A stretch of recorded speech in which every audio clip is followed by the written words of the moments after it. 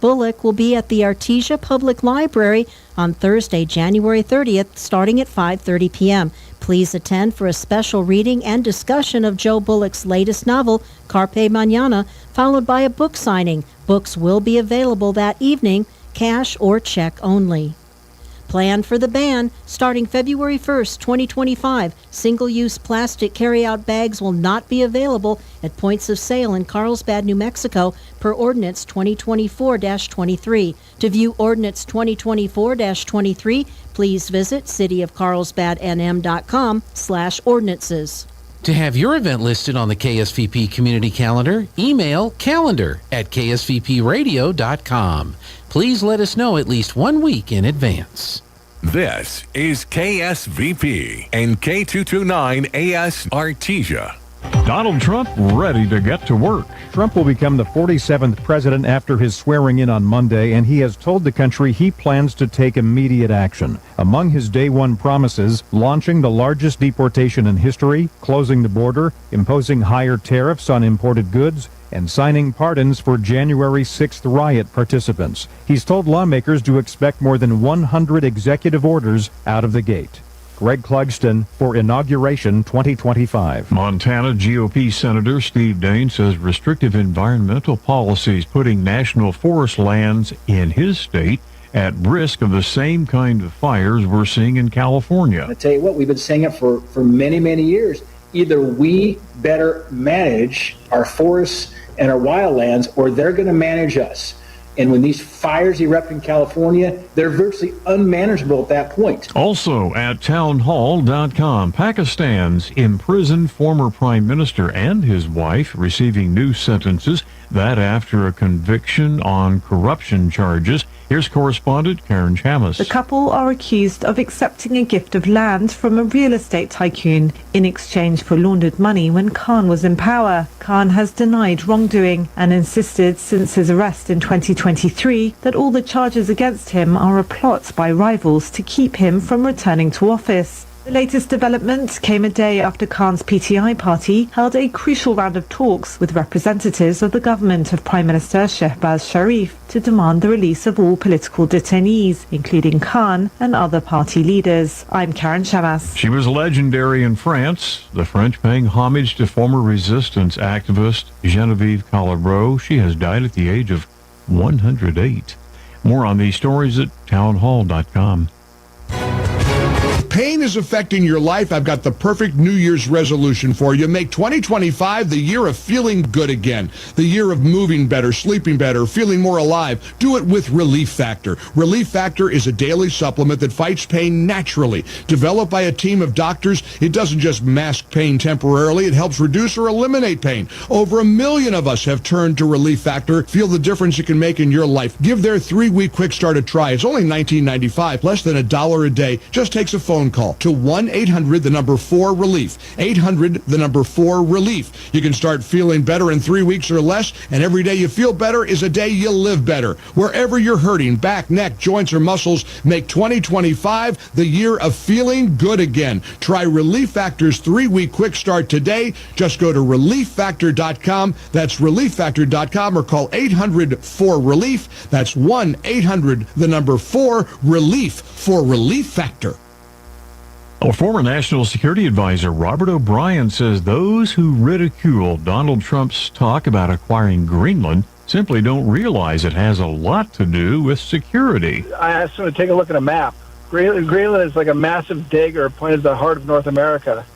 It's a huge island. It borders the Arctic, and just across the Arctic Ocean is Russia. O'Brien says acquiring Greenland would allow the United States to provide the territory with security to stave off a possible invasion by Russia. So Greenland is really in the same situation as Latvia, Lithuania, Estonia, Poland, Ukraine, frontline states against Russia. But it's utterly undefended. And it's a highway to North America, to the United States. It's critical to our national security. European Union observers will monitor Kosovo's parliamentary election February 9th. It is expected to be a key test for the prime minister. Breaking news and analysis, townhall.com. Well, after all, it is winter, snow, and bitter cold for, well, much of the nation. National Weather Service meteorologist Andrew Orison. It's going to be, the Central Appalachians, the Mid-Atlantic, and up into New England as we go into the day on Sunday and through Sunday night. And we are going to be looking at areas west of the I-95 corridor from Washington, D.C. Through New York City and up towards Boston. The areas north and west of these locations are going to be looking at as much as 6 inches of snowfall. But Orison says the Arctic air coming from Canada is expected to be some of the coldest air of the season for much of the central and eastern United States, with temperatures below zero. I'm Donna Warder. Starbucks plans an unspecified number of layoffs as it restructures its corporate staff. Seattle coffee giant says it needs to ensure all work has a clear owner who can make key decisions. More on these stories at townhall.com. Hi, this is Holly from Nels Floral in Artesia, and we are so happy to be the new florist for the KSVIP. If you know someone who is having a special day or event, a birthday, anniversary, or something big is happening in their life, let's make them the KSVIP. On their day, we'll say something on the radio about your special person, and they will receive a beautiful flower from Nels Floral. So call KSVP at 575-746-2751 and nominate your KSVIP. I'm meteorologist Jason Laird with your Pecos Valley weather. Clear skies overnight tonight and blustery conditions. Lows dipping down to the low 20s. The worst wind toward Roswell, gusting at about 25 miles per hour at times. Sunny skies returning for the later half of our weekend, but it is going to be much cooler on our Sunday. Daytime highs mid to upper 30s, light breeze out of the south, clear into the afternoon. Clear skies then Sunday night, dipping down to the upper teens. That's your latest forecast. I'm meteorologist Jason Laird.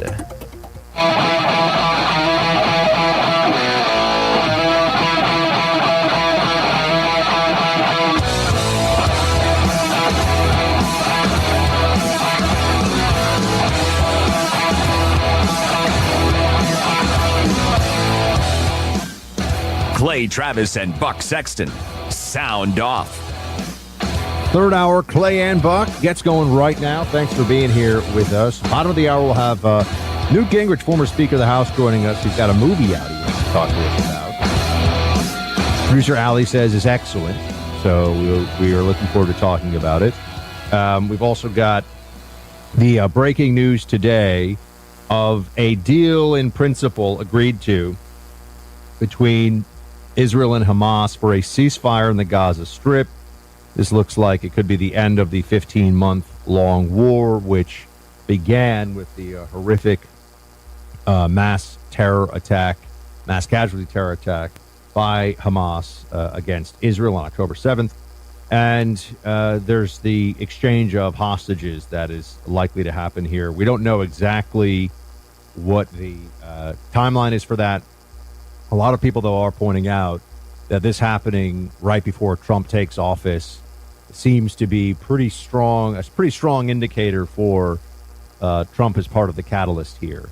Hamas does not want to go into a situation where Trump feels like they are not listening to what he made a very clear threat about, which was, you better return the hostages or I'm going to unleash holy hell on you, essentially. One other note, Clay, inflation has ticked up to 2.9%. They're saying, this is Wall Street Journal, underlying price gains are muted. Inflation is still not where it's supposed to be. And given the inflationary run-up we had under Biden's time in office, that is something that, yes, sir. No, you're right. I was just going to add in, I think it's 21.7% it's increased while Biden was in office. Here is something that I think is alarming, and I know a lot of our listeners out there have noticed this. Mortgage rates haven't come down at all as the overall lending rate has come down. The Fed funds rate has come down massively. Usually those move in concert. What the market is telling us is inflation's not beaten, to your point, and 30-year mortgage rates are back up to 7%. That is crippling to a lot of people out there in terms of being able to afford homes. So I think that's maybe the most significant thing that the market's telling us. It's inflation's not going away.